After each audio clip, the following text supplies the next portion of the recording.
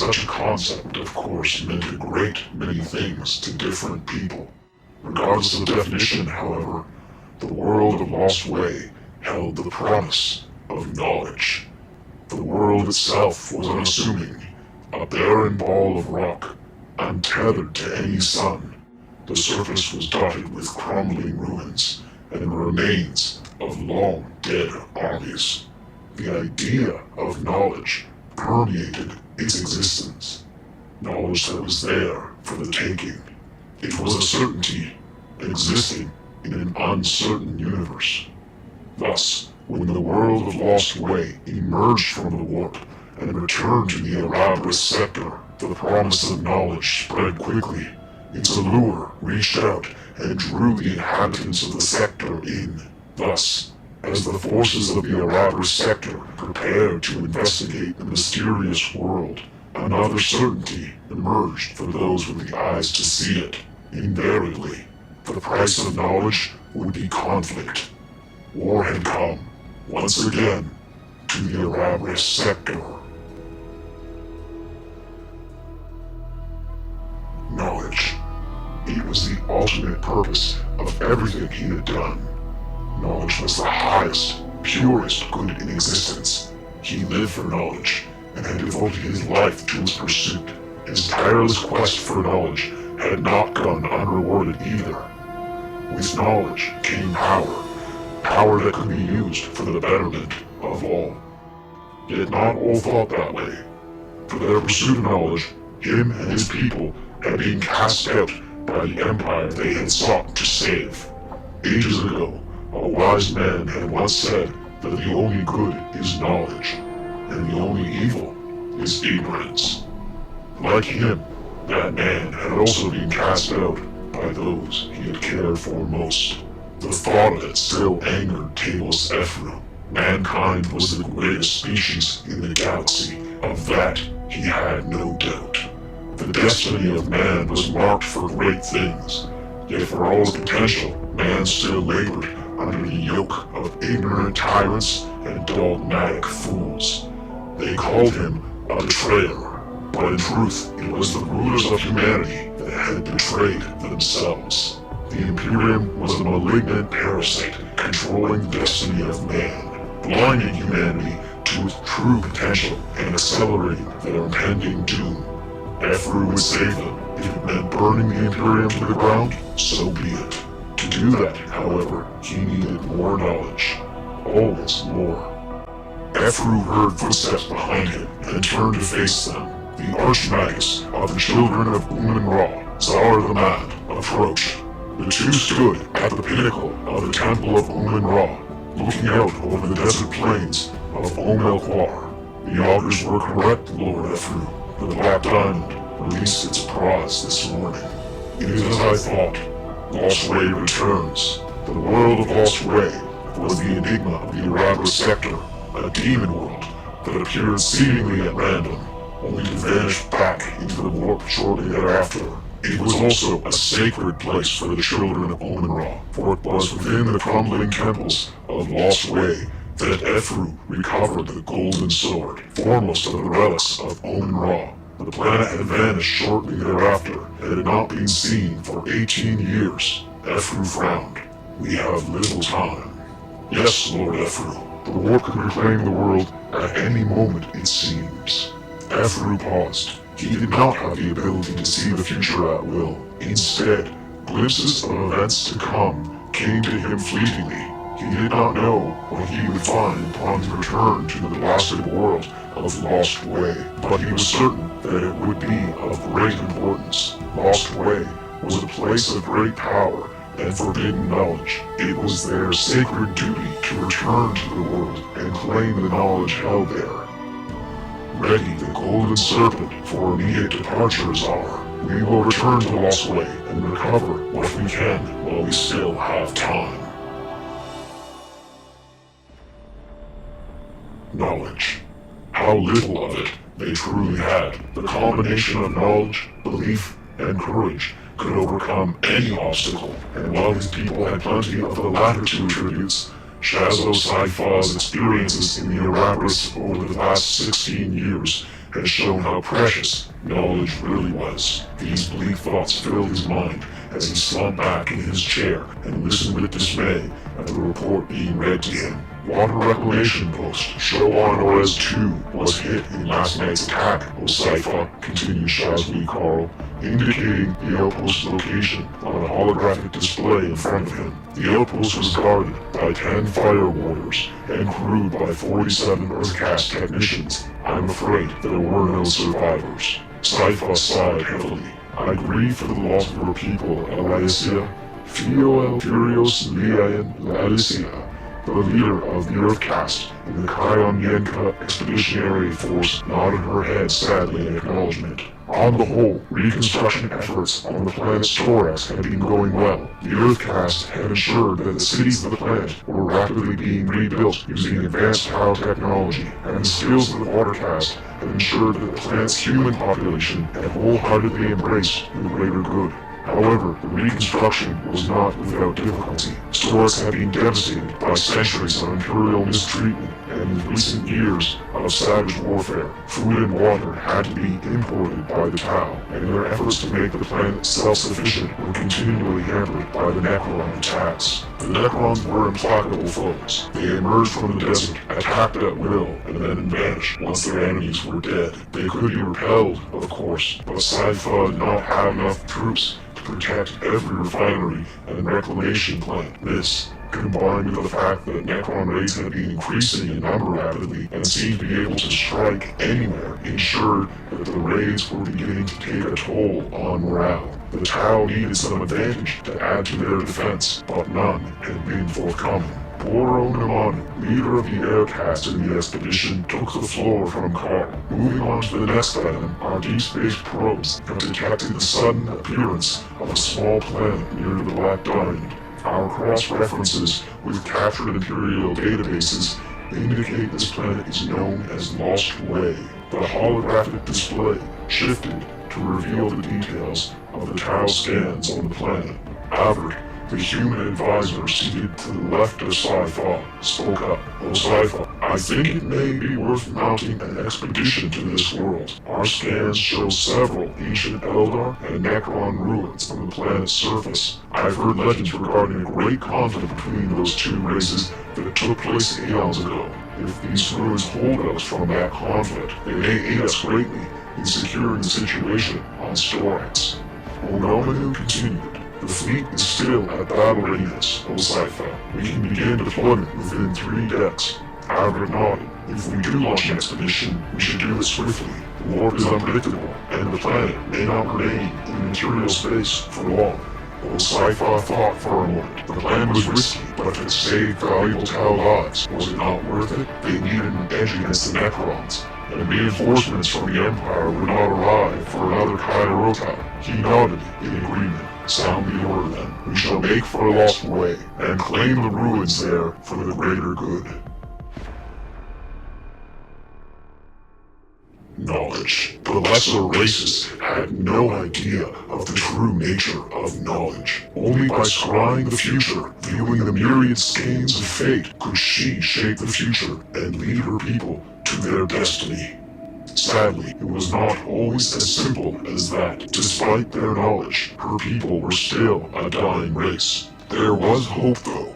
As that thought flitted through Lilith's mind, her vision turned to a small, blasted world that had recently emerged from the warp. It, like many others, had once been an Eldar world, but had been lost to the horrors of the great enemy for many ages now. Usually, she would have no interest in such a blatant reminder of her people's tragic past, but this blighted clone world held one remaining hope for her people. Her gaze shifted to the ancient Eldar ruins on the planet, where she saw the source of that hope, gleaming red and blue crystal formations, the result of the interaction of warp energies and psychic resonance of the Eldar lost on this world. With these crystals, her people could make more waystones, and thus ensure the continuation of their existence and their fight against the great enemy.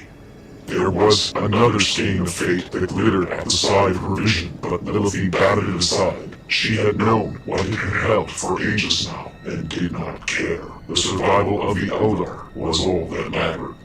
She opened her eyes and stood in the dome of crystal seers at the heart of Alaitoc Craftworld. The crystallized seers of past ages gazed down at her. She often came here for inspiration, but there was none to be had now. She could not see the outcome of the coming battle, but she knew that they had to attempt to recover the crystals. The price of not doing so was too great.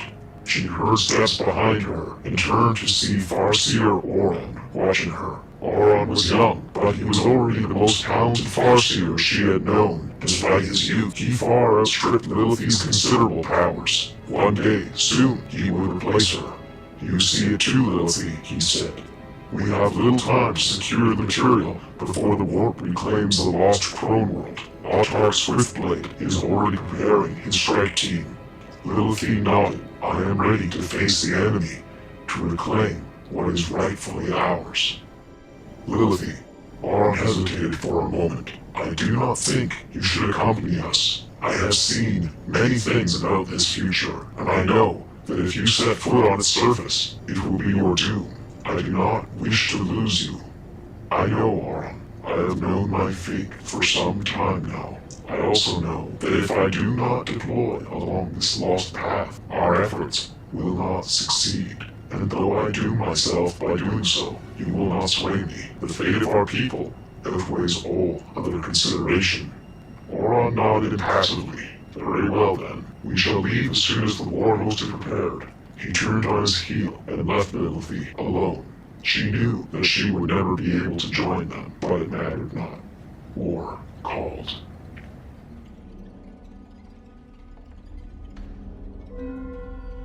Knowledge.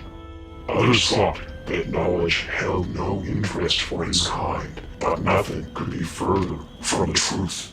With knowledge came the ability to adapt, evolve, and grow. The other races of this galaxy knew nothing of his kind's true purpose. Indeed, in many ways the pursuit of knowledge was their true purpose. For, with enough knowledge, they would be able to attain that ultimate, elusive goal, perfection.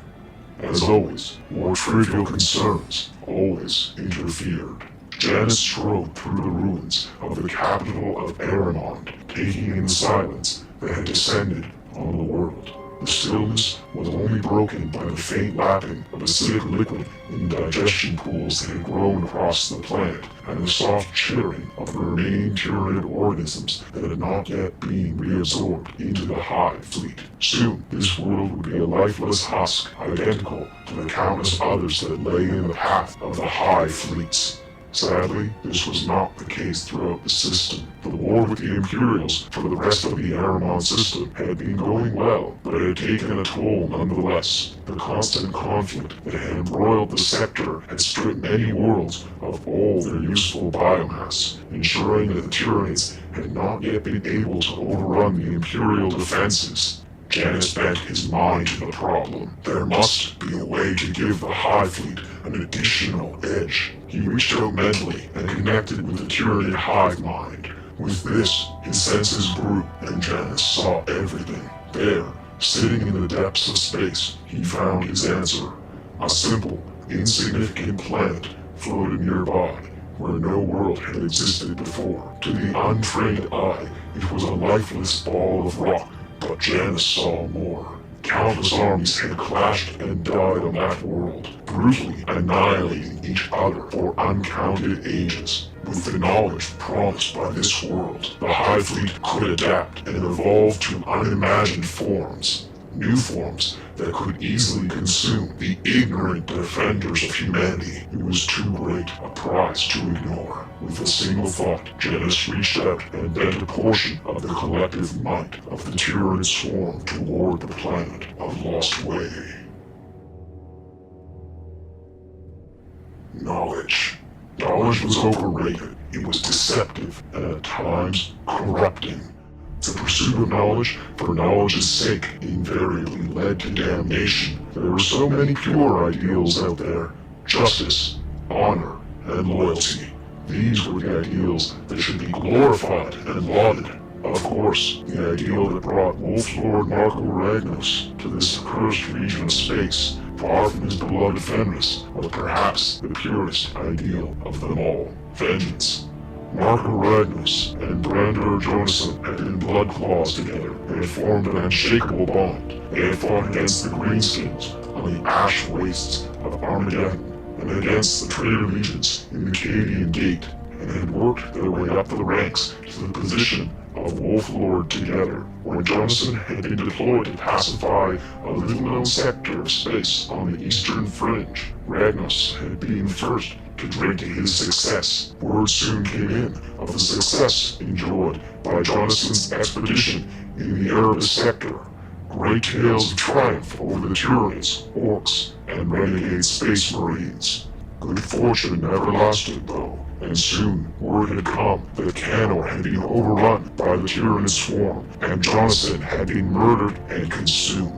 He had sworn then to one day come to the sector to avenge his lost brother. Years passed, and Ragnos' anger had risen as he had heard more tales from the Erebus sector of the alien hordes slowly pillaging Imperial worlds and the failure of the Imperium to protect their citizens.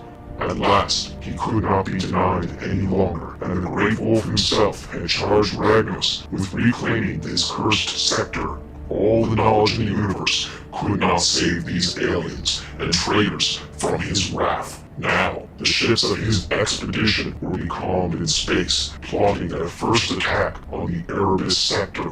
The great hall aboard the flagship was dark, save for a few points of flickering firelight. The rune priests were defining their course of action, and had cast the runes in the traditional way.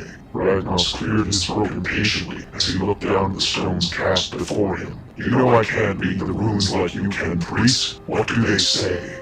Rune priest Reinjorfer responded slowly. The House of the Lost has separated from the Weird, but the Rune of Freedom is far away, and the Weird will reclaim its own in time. Many ruins inhabit the house while it is free. The scholar, the youthful, the ancient, the devourer, the reaper, and the barbarian all descend to coat the world in blood. The Great Wolf comes as well to claim its rightful vengeance. Ragnos smiled. By all means then, let us not keep them waiting. The jackals that spoil this sector have not known the fury of the wolf for far too long.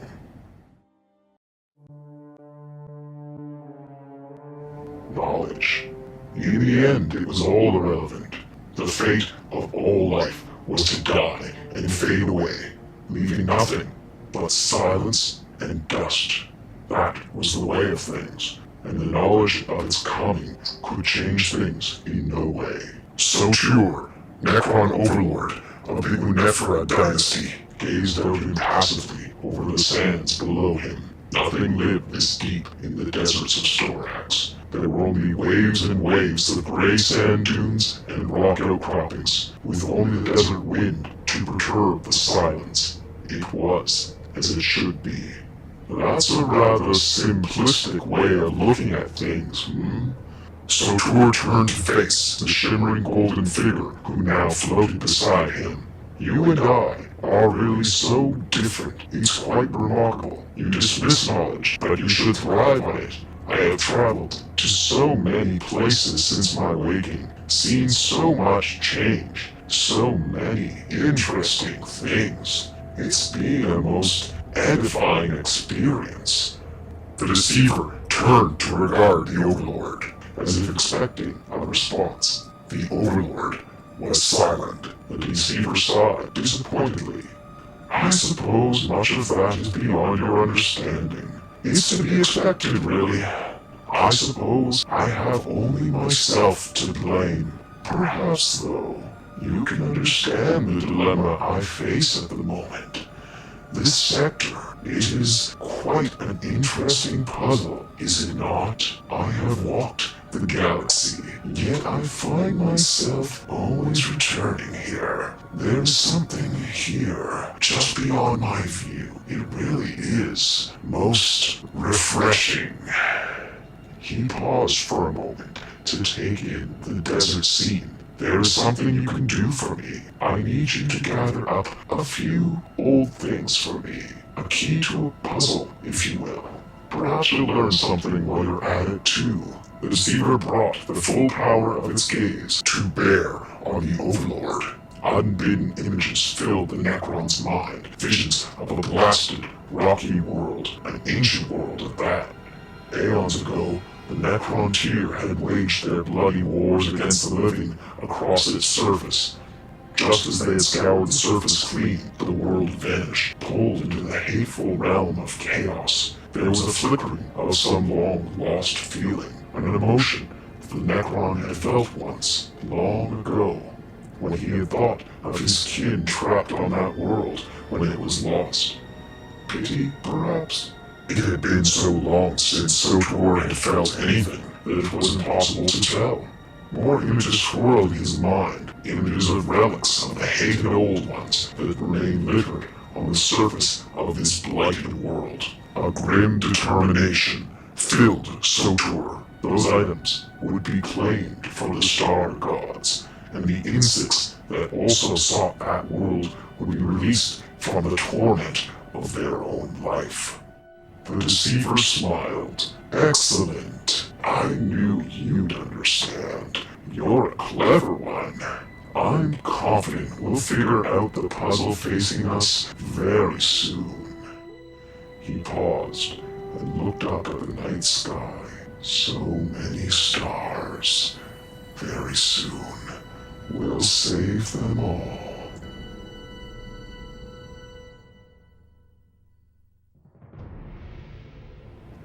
Knowledge. Perhaps it was something they overlooked too often.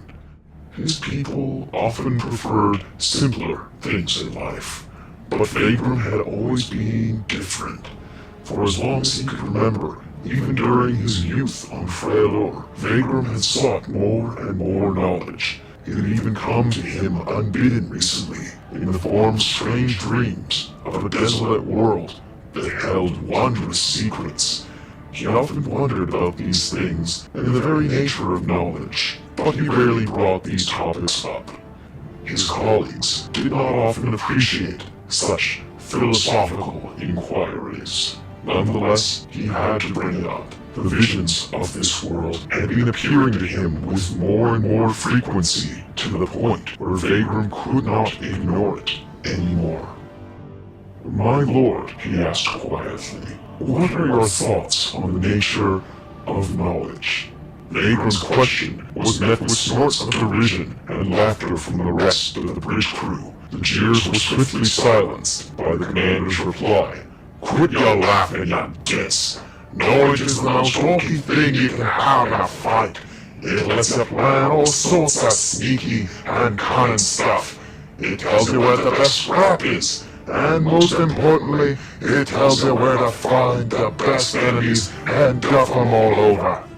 The Arch-Warlord Vulgrim Agulbad sat imposingly on his command throne on the bridge of his flagship, the Enterprise. His pet squig, Raoul, sat beside him, growling contentedly as the massive orc idly scratched his back. The bridge of the Enterprise bustled with activity. The Orks were preparing for war. The boss just hadn't decided who they were going to fight next. After all, Fulgrim continued, that's the mission of this dear ship, to explore strange new worlds, to seek out new life and new civilizations, and then crumble them and take their stuff. Vagram sensed his chance. Fulgrim had always been a leader of exceptional cunning and guile, and never overlooked a chance for an advantage, or, more frequently, a good fight. I've had visions, Lord Fulgrim, of a planet. All the major forces in the sector are converging on it. Many unknown mysteries lurk therein. I can show you where it is. A crude map appeared on the view screen, showing the location of this bizarre planet. Icons representing the various armies moving towards the world appeared around it. Volker leaned in to look closely at it. He muttered. At his side, Raoul growled hungrily. Yes, eyes like this. Humans, pansies, jean sneakers, and grayskins on the same world? There might be even more shiny bits there we can loot. Should be good for a laugh and a bit of sport. Orbits! He barked at the orc sitting at the navigation console in front of the view screen. Get on that voicey box and tell that boys to get ready for a fight. Lay in a course for that world there. The warlord sat back down on his command throne and turned back to Vagram. Vagram, for all the knowing that's out in the universe, there's only one bit of knowledge that's always true. That's the knowledge that Orks is the best, and we're made for both fighting and winning. Of course, Lord Vagram, your wisdom is eternal. Quit talking like that, Vagram. Apologies, my lord. Course laid in, boss. Wordis chimed in. Vagram turned to face the view screen. Make it so. Let's get 'em, lads. The bridge crew shouted their approval, and the orcs were on their way.